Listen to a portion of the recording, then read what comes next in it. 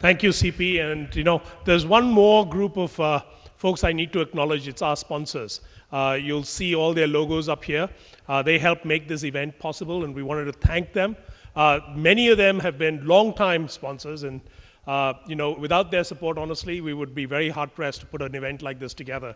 So I hope it's a very successful event for you all too, and we look forward to your continued support in the year ahead. So our first speaker and first session is one of the iconic investors in Silicon Valley. He's an iconic technologist. He is Facebook from the very early stages, and now he's actually planning to invest in very disruptive technologies. He's a very strong thought leader, and when we asked him to come out, this is his second appearance at NPC, he was very kind in accepting our invite. Chamath and Shripati, I'd like to invite you all on, please. A big round for Chamath and Shripati. Welcome again to Bangalore. And to introduce Chamath, I'm going to request Sanjay Swamy from Prime Ventures to do an introduction. Thank you, Prime. Thanks, Ravi, and welcome, Chamath and Shripati. I think Ravi already introduced Chamath, so I'll probably just introduce Shripati, my partner. Just kidding. So, in fact, the only reason I'm up here is because Ravi said he wasn't sure if he'd get Chamath's last name right. But, so Chamath is an amazing person I've had the privilege of working with for the last 5 years. And oh yes, his last name is Palihapitiya. Did I get it right? Yeah. He's been an investor in EasyTap, is an anchor investor in our fund at Prime Ventures. So we've had the opportunity to work very closely together. What's interesting, and you'll see this, he was the one who proposed the topic. We had come up with something else, but he said, no, he really wants to talk about how important it is for entrepreneurs and the investor community to really focus on making the world a better place and look at capitalism from a new perspective. Just a very quick background, many of you were here a few years ago. He was one of the key people at Facebook during the massive growth phase from, I think, 18 million users to 750 million users.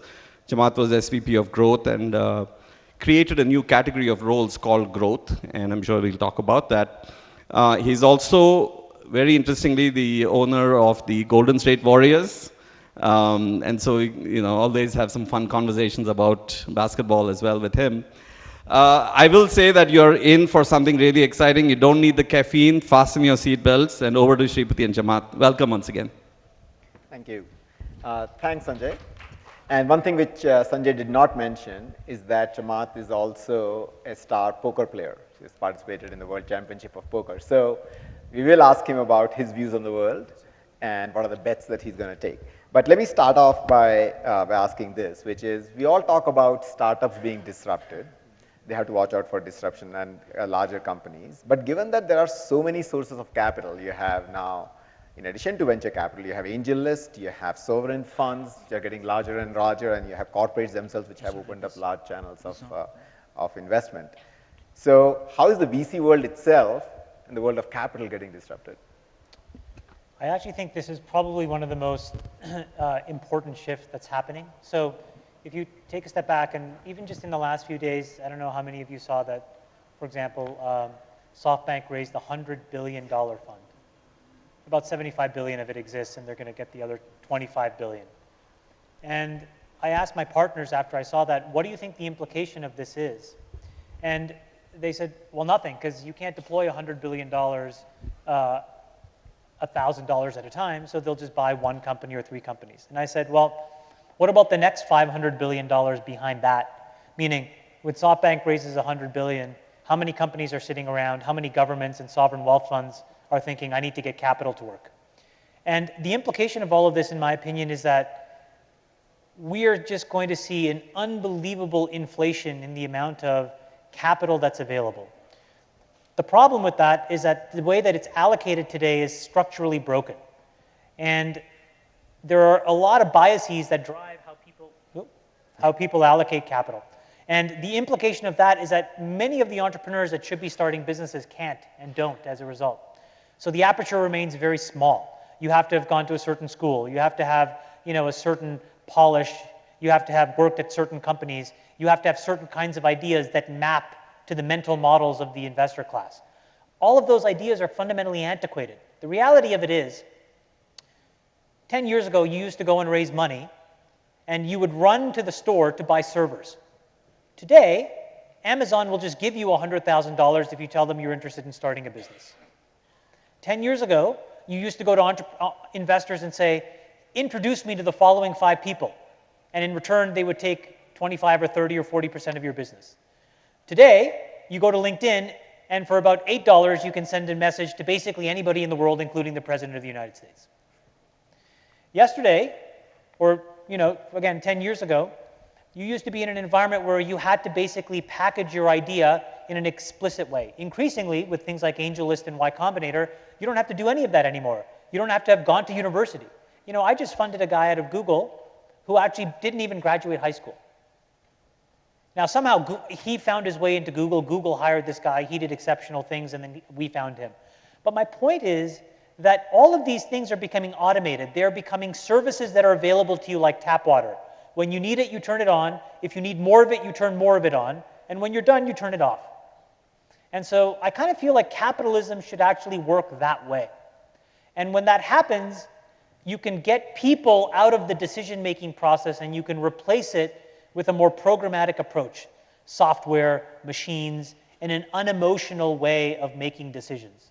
And if you do that, I think what happens is an unbelievable number of people can become entrepreneurs, because there'll be men, women, educated, uneducated, in all 4 corners of the world who can access capital as a resource the same way that they can access computing capability, networking, and all of these other things that are now automated. So to me, that's actually the threshold question. If you want to see a world that's highly innovative, if you want to see economies truly expand at more than single-digit rates of growth, the only way that that happens is you unlock hundreds of millions of people to build things. And the only way that happens is by giving them money in ways that are more structurally predictable. So let's dig a little bit deeper into that, in the sense, what does it really mean to have money on tap?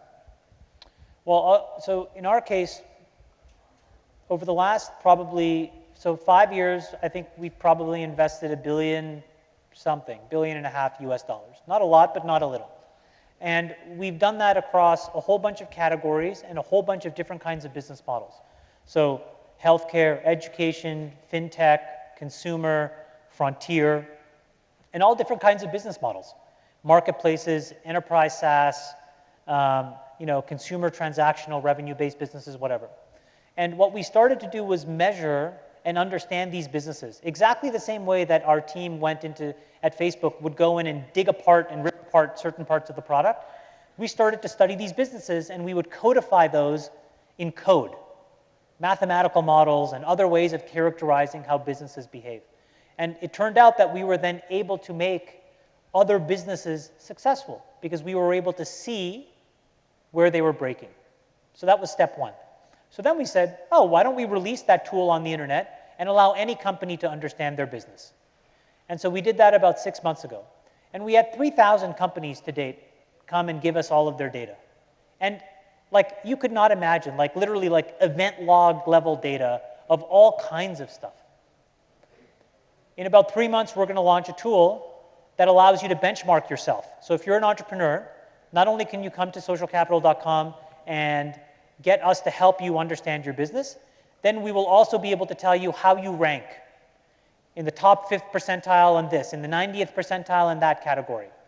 And now what we're basically doing is automating the understanding of capitalism. We are automating the ability to understand how companies become successful. We are automating insights so that when you implement them, your company becomes better. That is what I mean by capitalism as a service and capital as a service. Because once you do that, the last step is just to give you money, and the amount of money can increase as the business matures, and the dilution that you take can decrease, right? So that's the most important equation. Because we used to come, again, 10 years ago, you used to give up 20, 30, 40, 50% of your company. Today, you have the ability to understand that your company is really good. So why are you still giving up the same amount? It doesn't make any sense. You should be giving up half as much. You should be giving up 1/10 as much, or 10% rather. And the only way you do that is by allowing a systematic understanding of the business. And by the way, this already exists. So if you think about like offline businesses, so businesses of atoms, if you were a car company, or if you made houses, or if you had a factory line, every single facet of that business is now, in 2016, unbelievably well understood. And not just by the company, but by capital sources, by private equity firms, by public markets. They know everything about those businesses. But if I took that away and I said, forget about atoms, let's talk about bits, nobody knows anything. Nobody understands how Google works. Nobody understood how Facebook grows. Nobody understands how to then take those learnings and help the next incremental company. And so that's what I mean by systematizing this understanding. We should be creating an understanding of these businesses that becomes repeatable so that the next entrepreneur can take the playbook and he or she can build an even better business than anything that's come before it. Well, if we had that level of understanding, and maybe even if you take a smaller level of understanding, I understand that Snapchat has a 2015 revenues of 60 million, 2016 revenues maybe 150 million, let's say, and a valuation of 25 billion. How would it fit into? Well, so Snapchat is a perfect example. Snapchat, in the first 2 rounds of capital, raised less than $10 million and gave away 30% of the business. Right? So let's just pause disbelief and assume that Snapchat is a $30 billion company. They gave up for $10 million bucks, basically $10 billion of value. Now we know that that business has a chance to be successful. And I would actually tell you that Snapchat will probably generate $1 or $2 billion in the next 5 years of revenue. It actually, in my opinion, just validates the fact that there was this asymmetry that existed between the investor and the actual entrepreneur. The person that knew more was the investor. Why? Because he had a mental model that mapped to a whole bunch of other businesses that looked like Snapchat. The entrepreneur didn't really fundamentally have an ability to actually get a cheaper cost of capital, so he had to give up 30% of his business. So all this means, in my opinion, is like Snapchat is like a perfect example. Uber is another perfect example. Flipkart, Ola, other great examples. When you are building a business that has fundamental product market fit, what is missing today is the ability to then have a cheaper cost of capital available to you. You give up the same amount if you're a great entrepreneur or if you're a crappy entrepreneur. You give up the same amount whether your business is really successful or about to fail. And that to me just doesn't make any sense. It basically says nobody knows what they're doing. And so step number 1 is help to document and codify so that you can actually understand how businesses work. Step number 2 is align the capital around it so that you can price that differentially. It's not great for the investing class. It's fantastic for the entrepreneur. But I think that's what we all need to be in the business of doing. Actually, you went through a very similar exercise with Slack, isn't it? When you Slack is a perfect example where we got access to their data and we wrote a $30 million Series A check. That's not what you're supposed to do. You're not supposed to write a $30 million Series A. You're supposed to write a $5 million A or a $7 million A or a $10 million A. And what's even more interesting is we actually just wrote almost another $100 million like a month ago. That last $100 million, we didn't even talk about it. The computer basically said invest the $100 million. So we did it. No debating, no internal memo, nothing. The data came in. The answer was you need to invest. This is the amount of money that made sense. This was the fairest clearing price for that equity. We did the transaction. It took about a month. So are we going to get an APK which we can integrate into our app shortly? So I think the future is that entrepreneurs today will go, for example, to AWS and build their whole stack. I think that in tomorrow's world, that's going to be even more automated, where folks like us who are sophisticated enough will direct you to a Docker container and say, take this image and everything that's in it, and this is your company. This is we have like an India stack for payments. We have to have a startup stack. And that startup stack is a combination of, for example, Amazon or Google Cloud or Microsoft, plus Redshift or, data store, plus a bunch of tools that we think are best in class. And then it's hooked back into services like ours who will constantly be looking at how your business is doing, sending you very specific feedback about how to improve parts of your business, tactical, precise level feedback. Your LTVs are looking bad. They're trending to be in the bottom 50th percentile. Here are 5 case studies of things that we've done to lift LTVs in businesses like yours, right? That's extremely specific, and it's actionable by the entrepreneur and his or her team. And then what it allows us to do is then send capital behind that. You've implemented it. We can see that it's working. Now we just send you money, and it just goes into your bank account, and you keep running the business. It's frankly like the most powerful thing that can happen. So I'm going to change tax a little bit here, Chamath. So if you are a budding Indian entrepreneur today, you're constantly buffeted by the change in what could we call the winds in the way the capital is invested, right? So one moment last year, a lot of funding into the food tech, right? And then it dries up. So what advice would you give to entrepreneurs here about how they should think about building their businesses? And what are the mistakes or complete wastes of time which they should avoid? I think the issue here is the same issue that exists in the United States, which is that when you have interesting boundary conditions, so in the US, the interesting boundary condition is that we have a really highly developed economy. Even when the economy is growing 2%, certain subsets of the economy, like tech, are growing at 15, 20, 30%. So there's just an enormous economic opportunity. The boundary conditions in India, young, increasingly educated, literate, numerate population, a cleaned up infrastructure that's getting incrementally cleaner and more accessible every day, massive GDP growth, and from a small number, which means that the next 30 to 40 years are all tailwind, okay? So the boundary conditions are fantastic. But the problem that happens is when those boundary conditions exist, people then don't take the time to think about core business model construction. And what I mean by that is that nobody asks themselves, how do I think about unit economics, contribution margin, path to profitability, and then ultimately a path to liquidity? That stuff doesn't happen nearly enough. Instead, what they do is they take those tailwinds, they put those data points on a slide, and then somebody like me is stupid enough to give them $10 million without asking the next level of detail. And why that's problematic is that then what happens is those companies invariably hit a rough patch, and there is just no clean way to fix a structurally broken business. So in many ways, I think what the entrepreneur needs to do is ask yourself, what business are you actually in? How do you literally write down at a very unit level what the value is that's being created and how you capture that value in a way that over time you have more pricing power? That's a key term, more pricing power. What that means is not necessarily that you charge more, but you have the option to charge more or charge less. In Amazon's case, as an example, in the United States, they look at the e-commerce business as about accumulating as much pricing power as possible and giving it all back to the customer. In Uber, what they would say in the United States is that our entire job is to create so much liquidity that we can create faster wait times and cheaper rides. And so they take that pricing power and they pass it to the customer. Microsoft took their pricing power and actually increased prices or maintained prices. So you can go in one of many directions and you can build multi-hundred billion dollar companies.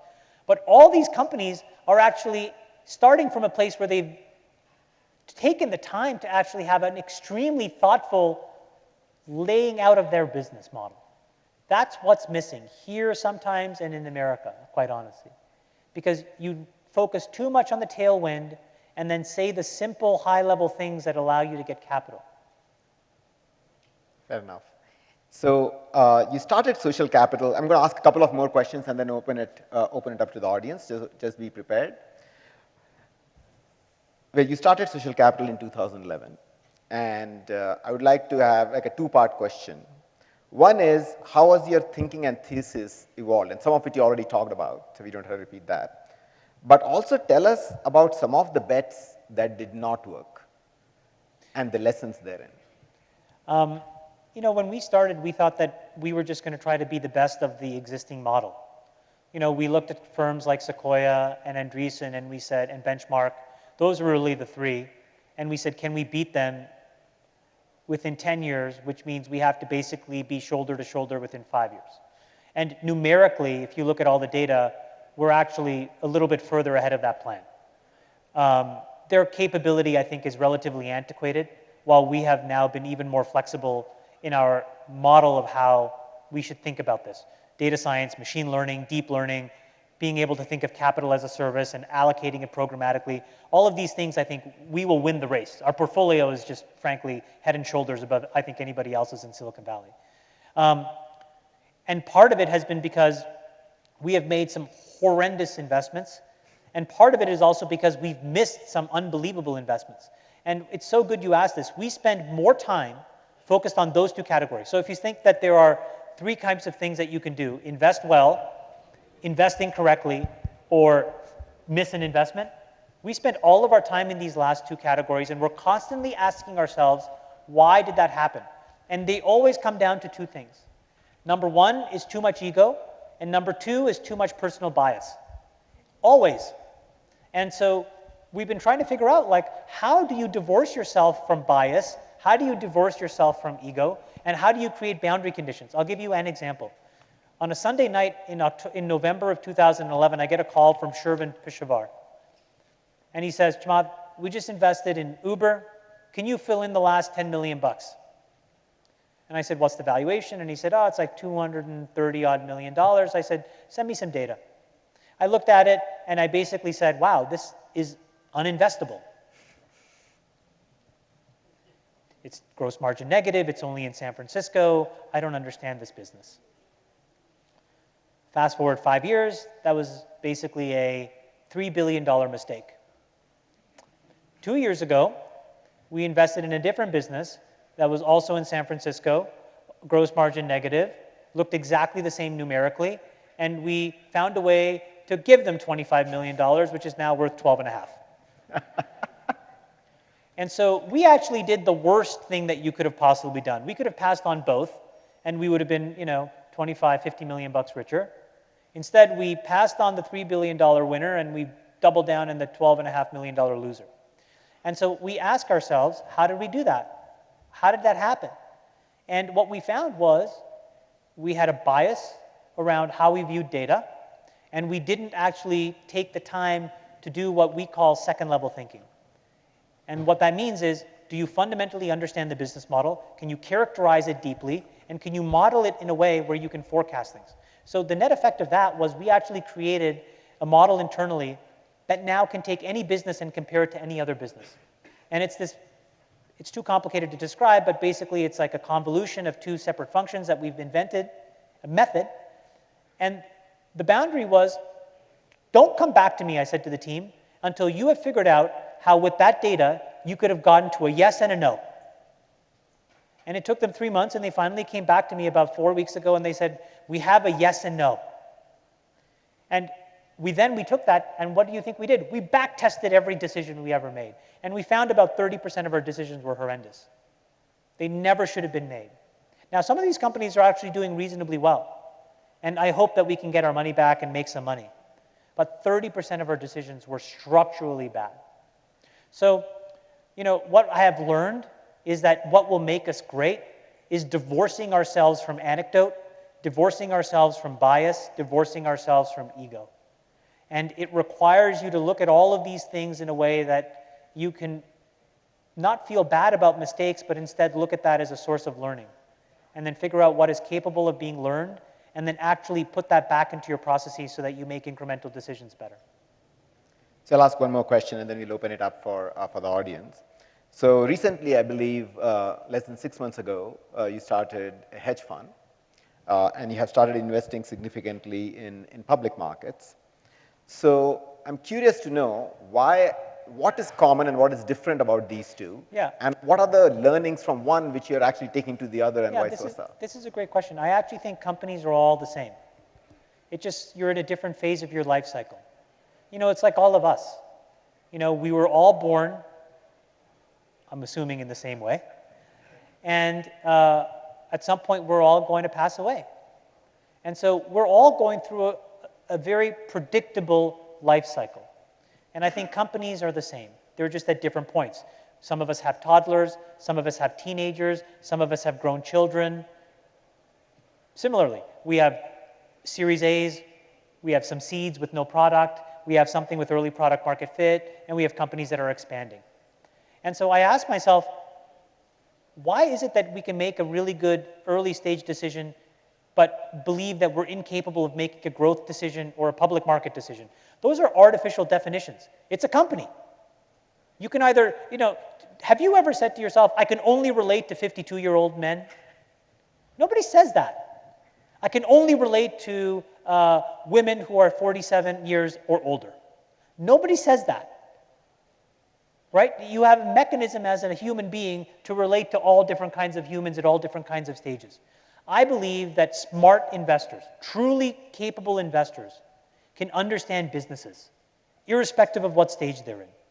And so that was point number one. Point number two is that when companies go public, venture capitalists abandon them because they have this practical difficulty, which is that they have to return money to their investors. I don't have that because so much of it is my own money. And so I asked our entrepreneurs, what is the most important thing that we can do for you? And resoundingly, it was always the same thing, which is we're afraid to go public because we do not want to get buffeted around by speculative public market shareholders. So I said, fine, I'll start a hedge fund. We'll put hundreds of millions of dollars, it'll grow to billions of dollars, and we will anchor your IPO. Because if we understood, so for example, let's just say Slack goes public January 1st, 2017, just to make it, well, guess what, guys? We've been with them for 4.5 years. Do you think that my understanding of Slack all of a sudden changed from December 31st to January 2nd? You either knew the company or you didn't know the company. And so the hedge fund is basically that now when we invest in a company, when we sit across the entrepreneur, what we tell them is, A, this is a decision for a lifetime. There are hundreds of millions of dollars now that we will invest behind you if you're successful. B, we will put resources into your company to help you become successful, give you the insights to make sure that you have the best chance of success. And then C, we will help you operationally improve the things that have the most immediate impact to product market fit, unit economics, long-term profitability. And so the hedge fund is just a very practical way of just making sure that a speculator, an activist, or a traditional hedge fund cannot disrupt innovation. And so we will protect them, we will own large amounts of these companies, we will never sell, and as a result, I think they'll be able to be more innovative and not have to focus on short-term results. I guess it takes the term follow-on funding to a new level, all the way through public markets. Yeah. So thanks, Chamath. So I would like to open it up for questions, but I do have one request from the audience. Please keep the questions to like 30 seconds and not like make it a pitch or something. So that we can accommodate as many questions as possible. So with that, if you could have questions here. Hi, this is Suresh here. It's like the voice of God. Suresh, how are you? I'm good, thank you. I run a startup company in Hyderabad. Very nice way of looking at startup numbers and deciding how to fund and not. The other question I had was... Suresh, would you like my computer to send you money? Sure, any day. I wanted to check if you're also working on providing guidance to the entrepreneurs based on the models that they upload to your system to make their companies more fundable or better in terms of performance, not just for your reference, but for the benefit of the others who are working to make their companies better. So I think that over time, we're going to expose as much of our toolkit in the public as we can. Mm-hmm. Because even if, to your point, there's going to be a handful of companies that work with us, there will always be hundreds of companies, thousands of companies, tens of thousands that don't. Sure. So yeah, I think what we will do is, so for example, this Magic 8-Ball tool, which we have on our website, which is the first step, that's public, it's available to anybody. Mm-hmm. So there are hundreds of companies a week now that come and submit data. By January, we'll release benchmarking. After that, we have a couple of modules that we think are quite useful. Number one is a churn predictive thing that we've been working on that's been extremely good, frankly. Number two is a pricing sensitivity module. So for example, we'll be able to take, if you're running on Optimizely, we'll be able to come in, write your unit tests, test actually the pricing sensitivity and distribution and send you the answer. Here's the optimal pricing for your product. Sure. So all kinds of things so that we can actually educate. But much of that, yes, will be available to people who are not funded by us. Right. Sure. Thank you so much. Yeah, hi. Good afternoon. My name is Adnan, and I'm the founder and CEO of award-winning company HouseScale. So actually, I have a question for you. Whenever you are looking for any funding related things in terms of like startups, so what are the basic things that you will be looking at, especially startups in terms of innovations? Thank you. Well, as I said, I think it depends on the business model. So for example, if it's an enterprise business, what we care about is MRR, monthly recurring revenue. We care about negative dollar churn. We care about the LTVs, and we care about the quick ratio, meaning the sales efficiency. If you're a consumer internet growth business, we care about DAU, DAU-MAU, L28 curves, and all of these things, again, are now more systematically well understood in the ecosystem. So I think the honest answer is it depends on your specific business model and the category in which you're in. But within those, it's relatively straightforward for us to tell you quite quickly what the handful of things are. And again, that's also some of the documentation that we're going to incrementally release so that you know a priori, if you're going to start a business, not only is here's the tech stack, but here are the business metrics that really matter.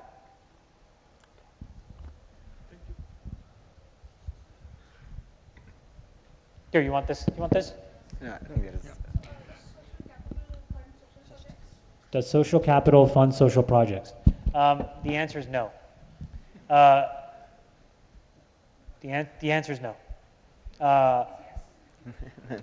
Our job is to reinvent capitalism. We have to reinvent capitalism in a way that's fundamentally more distributed and peer-to-peer. In that, there will be many people here who I think will be incrementally more successful. And some of them will decide to take the money that they make and spend their time philanthropically reallocating it.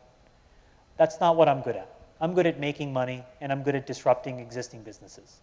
And so we very much focus on the things that can empower innovation and entrepreneurship. So there is an assumption that social projects does not make money. There is an assumption that social projects don't make money. I'm quoting her for the rest of you. I don't think that's an assumption. I think that's a fact. So just to be specific, if you have a good business idea, what I'm not saying is that you can't not improve people's lives and make money. What I'm saying is what I focus on are businesses that can impact people and advance the ball forward. I do not think that it is in my interests to spend our time voting on social or political things. That is the time our employees can do that outside of social capital. But once they come into the four walls of social capital, our job is to fund as many people, increasingly as blindly as possible, so that true fundamental impact and value can be delivered to the market. Yeah. Hi, Chamath. Very good afternoon, and thank you for that wonderful elaboration. Honestly, you are one of the most clear in the mind VCs I've ever seen. Thank you. A very rare species. Thanks, man. You are the best. This guy is the best. Ravi, you were second best now. This guy is the best now. So I don't have a question, I have a request. How do I get 5 minutes of your undivided attention somewhere? Once you come out of that podium, it's so hard to reach you. Honestly, you should just email me. But more importantly, here's what I will tell you. If you read the book called The Black Swan by Nicholas Nassim Taleb, there's a concept in there that's called the narrative fallacy. And the narrative fallacy goes as follows. Things happen. And when an individual needs to understand what has happened in the past, invariably what they do is they fit the events into a mental model that allows them to easily comprehend what happened. The impact of that in situations like this is that a handful of us who are in situations where we worked at great companies or were involved in helping build things, in my opinion, frankly, get too much credit. And then there's this narrative fallacy that builds up that we are actually somehow able to see things that other people don't see. And the reason I'm bringing this up is I think that my opinion should actually not matter. What I'm hoping is that our relationship should get forged because you have a good idea, and that irrespective of our bias, we can find a way to get capital in your hands and insights to make that idea successful.